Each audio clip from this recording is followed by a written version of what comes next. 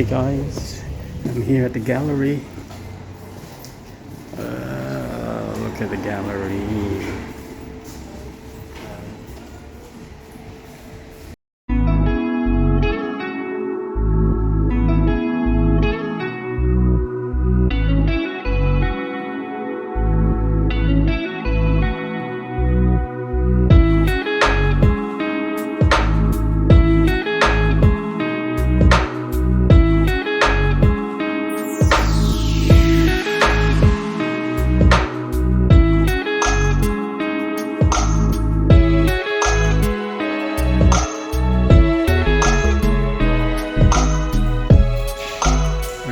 Guys, that's Thinn Thinn Khine, that's my friend's art endocrinologist and geriatrician. So we are going there to check out her artworks.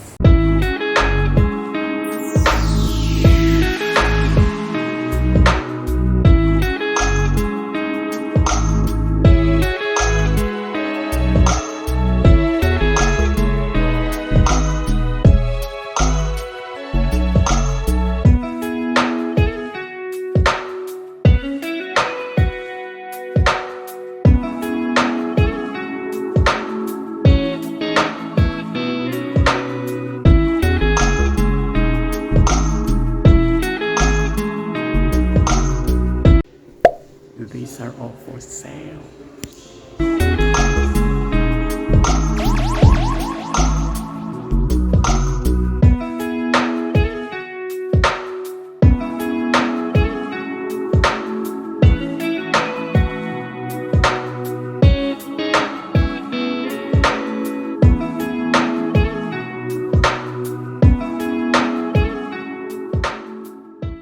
There she is.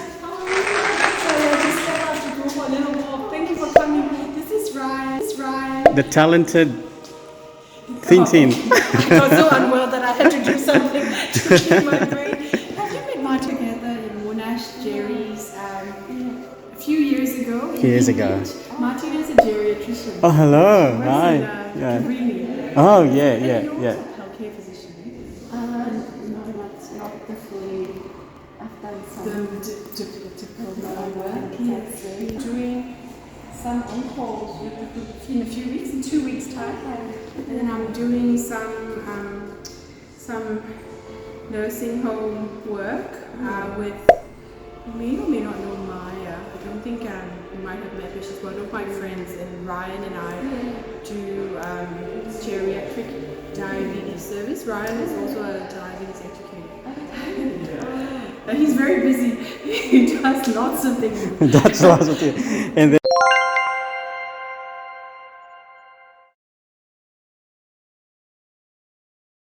green thing, I couldn't even draw or paint. I had like second language regression, which is really annoying because I couldn't communicate in English. If I read like a novel at home, I would read and then I would be like looping, like trying to read again what did the author say.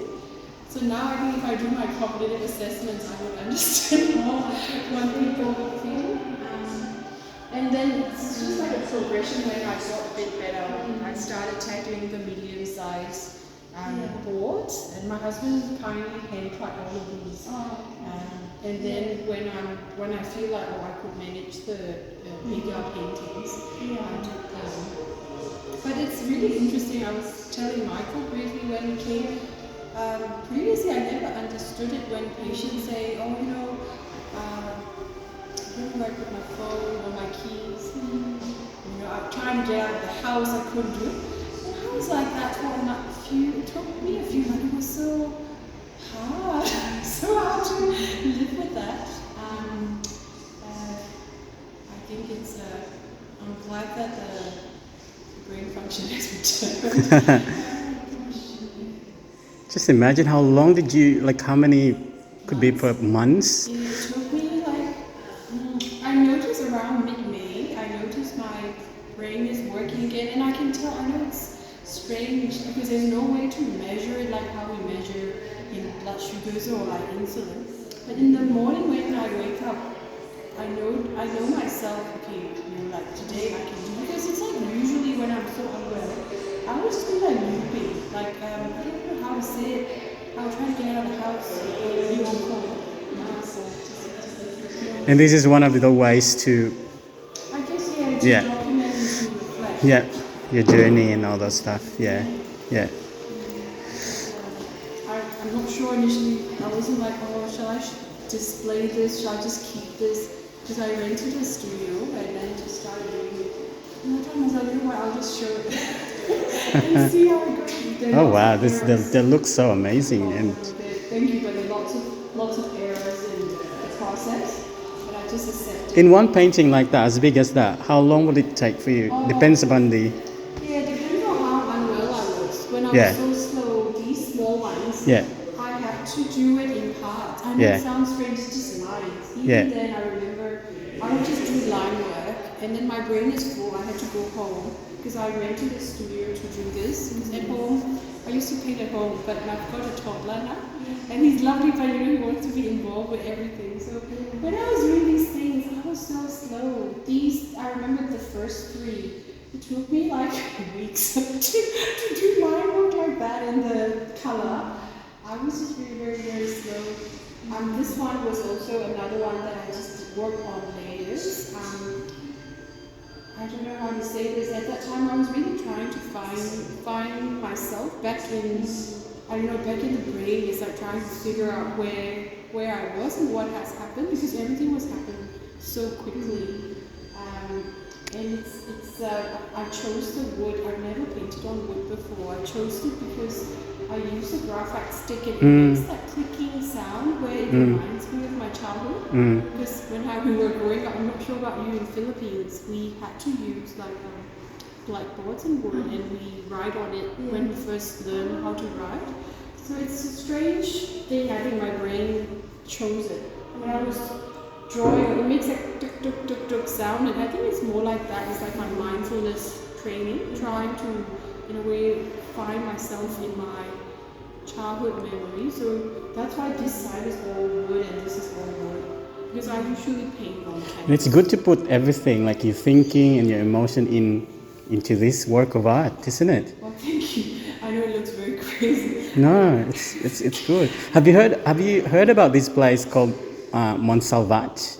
Yeah, Have you been? Oh my God!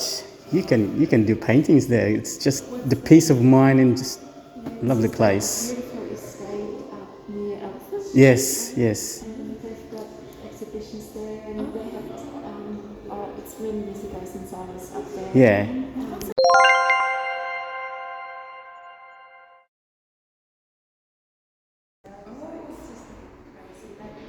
Are you doing?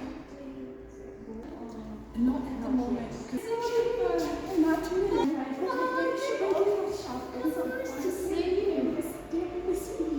So obviously this one, Oh, you like that one? yeah, This one's. unfolding and analyzing I had all these dreams. like weird dreams when I was. Thinn Thinn guy, say hello. Oh, hello. I'll send it to Emma as well. So my psychologist was very helpful. She did this dream analysis.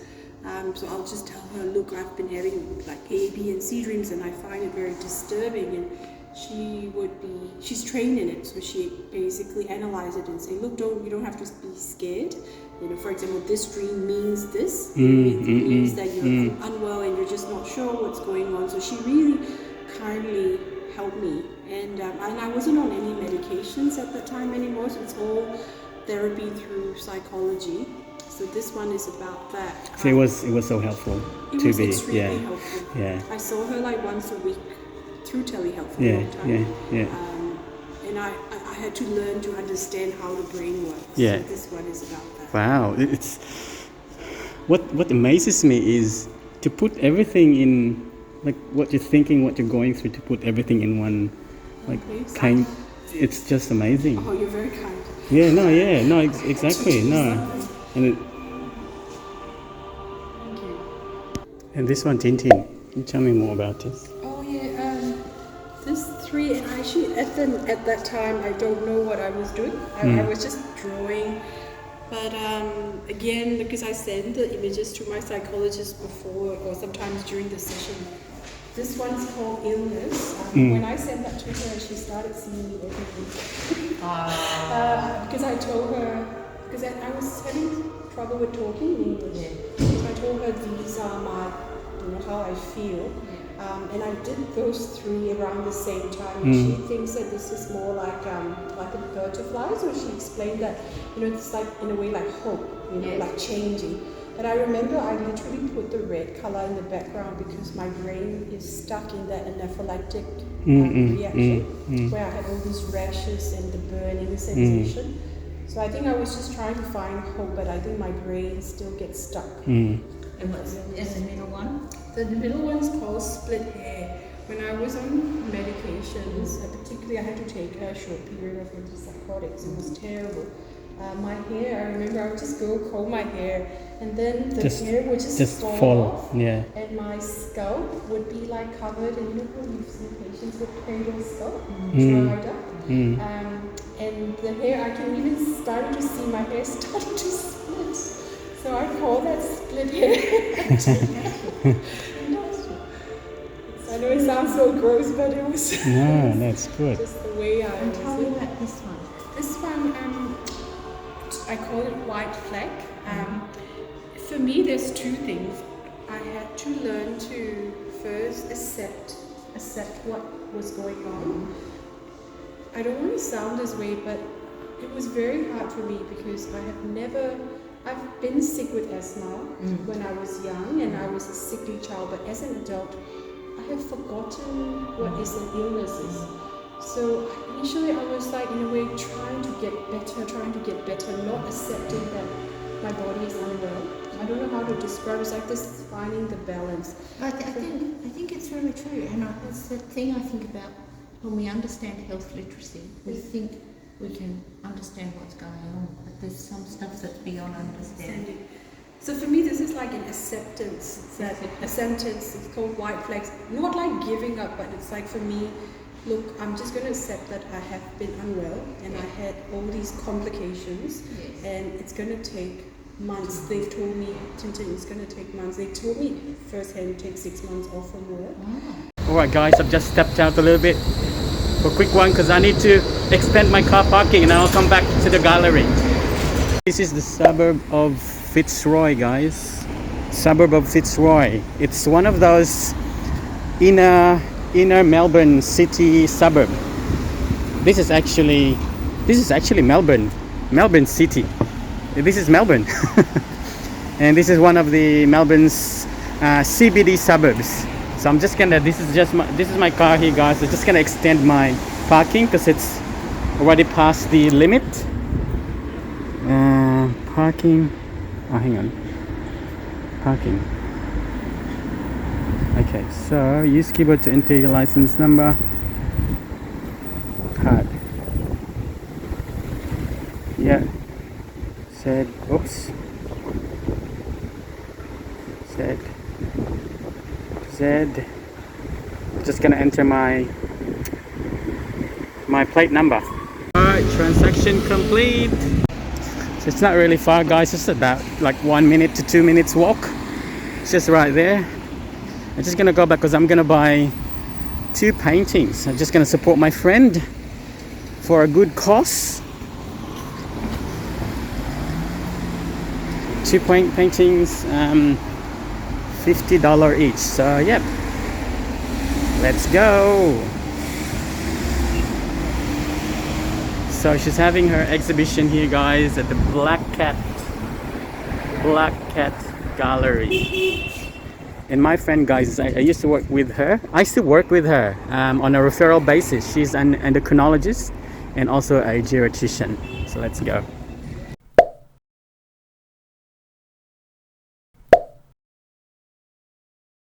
Later.